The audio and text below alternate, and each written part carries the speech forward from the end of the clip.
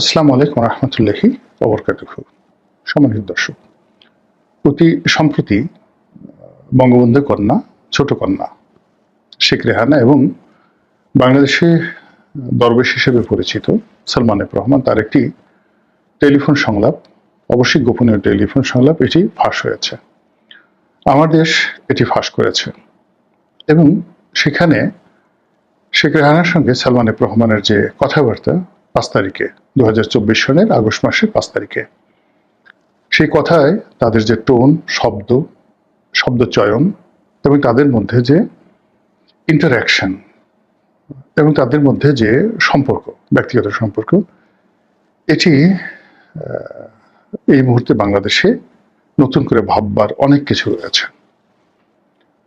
এবং সেই July August যে বিপ্লব, সেই বিপ্লবের যে ঘটনাপুঞ্জি, এবং আমরা যারা বাইরে থেকে নানাভাবে নানা কিছু বিচার বিশ্লেষণ করার চেষ্টা করি, সে সকল বিচার বিশ্লেষণে যা ফুটে ওঠে এবং আমরা যা মনে করি তার পেছনে যে আরো অনেক কিছু ঘটে, তা এই শেখ রেহানা এবং সালমান এফ রহমানের, যাকে বলা হয় টেলিফোন সংলাপের মধ্যে ফুটে উঠেছে। প্রথমত, আওয়ামী লীগের যারা লোকজন, তারা অনেকে হয়তো মনে করেন যে সালমান এফ রহমানের কারণে আওয়ামী লীগের আজকের এই দুরবস্থা, যত বদনাম এবং যত অর্থনৈতিক কেলেঙ্কারি এবং যত অনার সৃষ্টি, সবকিছুর মূলে দুজন ব্যক্তি, সালমান এফ রহমান এবং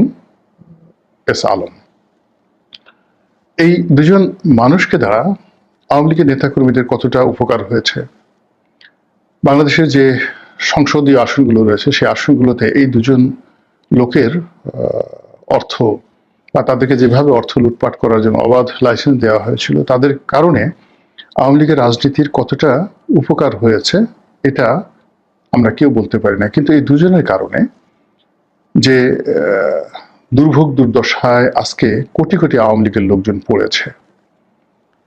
এবং তাদের লুটপাটের কারণে আজকে আওয়ামী লীগের যারা লোকজন রয়েছে তারা মুখ দেখাতে পারছে না এবং তাদের কারণে মূলত শেখ হাসিনার পতন অনিবার্য হয়ে পড়েছে। শেখ হাসিনা যে কাজগুলো করেছিল, নির্বিকার দৃষ্টি যদি আপনি চিন্তা করেন, ধরুন তার যদি এই ফার্স্ট অভিযোগ যে 14, 18, 25 তিনি অবৈধ ভুয়া ভোটের 3টি নির্বাচন করেছেন একতরফা, এটা হলো প্রথম অভিযোগ। আর দ্বিতীয় অভিযোগ হলো তিনি এই অলিগার সৃষ্টি করেছেন। এই অলিগাররা অর্থাৎ সালমান এফ রহমান, তারপর আনিসুল হক, এস আলম, তারপরে ওই নাসা গ্রুপের